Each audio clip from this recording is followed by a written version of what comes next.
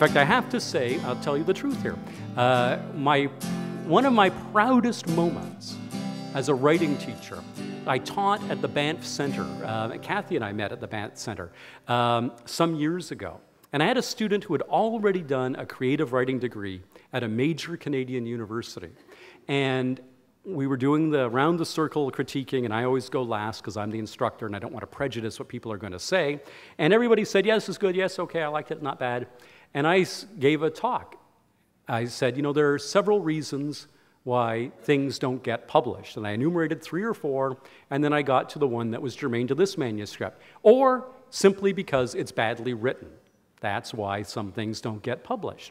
And this student was askance because he had a degree in creative writing from a Canadian university. And in the 4 years that he had done that degree, no one had ever told him that he was a bad writer. And he said, I'm not. I'm demonstrably not. I've got the paper to prove that I'm not. And so I said, with your kind permission, we're going to go through sentence by sentence. And we went through the first 3 pages of his manuscript, and woe betide you who have a blue pencil session with me this afternoon. And we went, and I said, look at this sentence. It has 50% more words than it needs to have to say what it's supposed to say. Look at this metaphor. It doesn't make any sense at all. Look at this piece of dialogue. Say it out loud for us. Please read it aloud to the group. Can you imagine any human being since the first Homo erectus ever grunted a polysyllabic sound ever making those noises come out of their mouth? No one in the history of the human race has ever spoken like that. At the end of it all, he thanked me profusely. He was just at a conference I was at 2 weekends ago and was singing my praises to everybody, and now he's a well-published author. But that was because, frankly, I didn't give a shit what I got in terms of the evaluations from the students, because it's not what I do for a living. But had I been beholden for my paycheck, I would have done the same thing that all his previous instructors had done. I'm going to get an evaluation that my department head is going to see, and I'm going to pull a punch. The editor at a publication doesn't give a damn about your feelings. The only person the editor is beholden to are the customers who are going to buy the magazine or the books that the editor is responsible for. The editor has no vested interest in making you happy.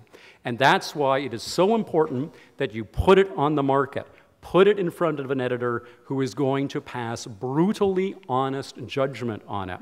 That is the hardest thing for anybody to do. And you know it instinctively. Down deep, you do know that there's a material difference between asking your wife or your friend or the people in your writers group and asking somebody who doesn't know you from Adam or Eve to pass judgment on your work. And that's why people avoid it for years, putting it on the market.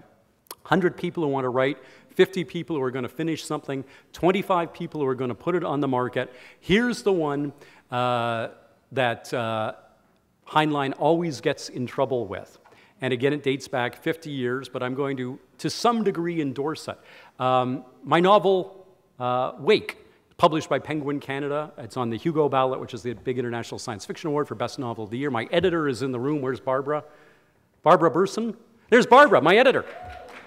Barbara edited Wake for Penguin Canada, wonderful editor, and I have a wonderful working relationship with Penguin. What Robert A. Heinlein said all those years ago is you must refrain from rewriting except to editorial order.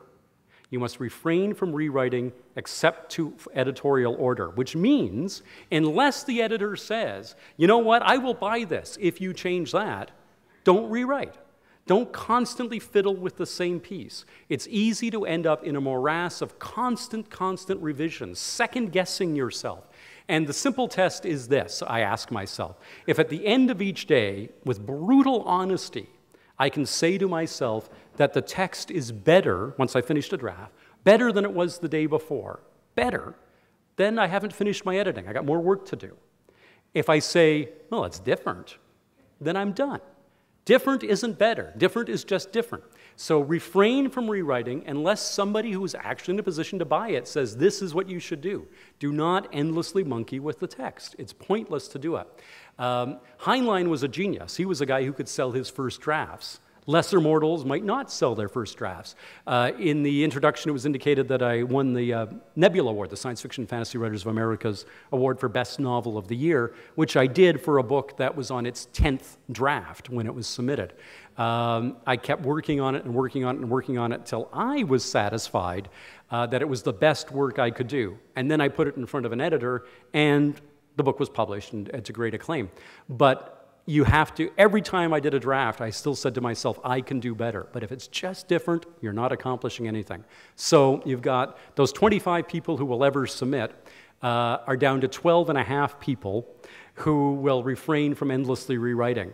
Now, there's that poor half guy who's looking for his missing legs at this point. Forget about him. He's no longer germane to the conversation. Of the remaining dozen people, there's Heinlein's final rule.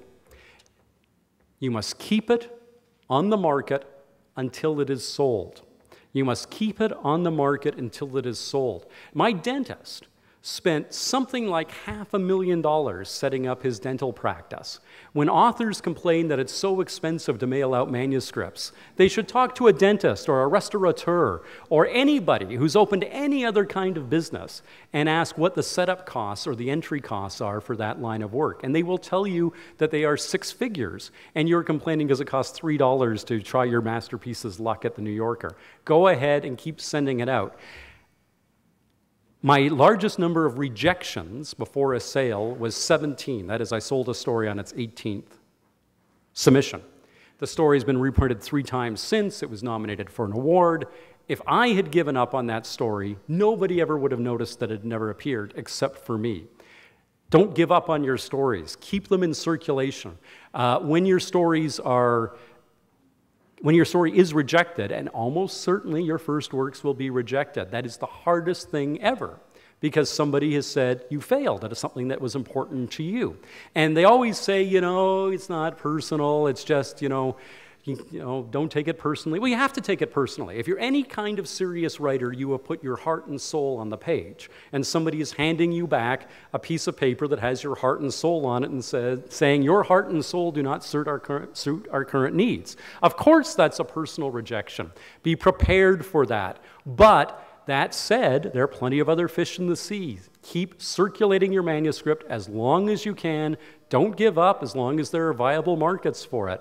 Because in the end, if you want to be one of the half-dozen people who will actually keep it on the market till it sells, the 6 people here who 10 years from now will be able to say that they are published professional writers, you have to adhere to those rules.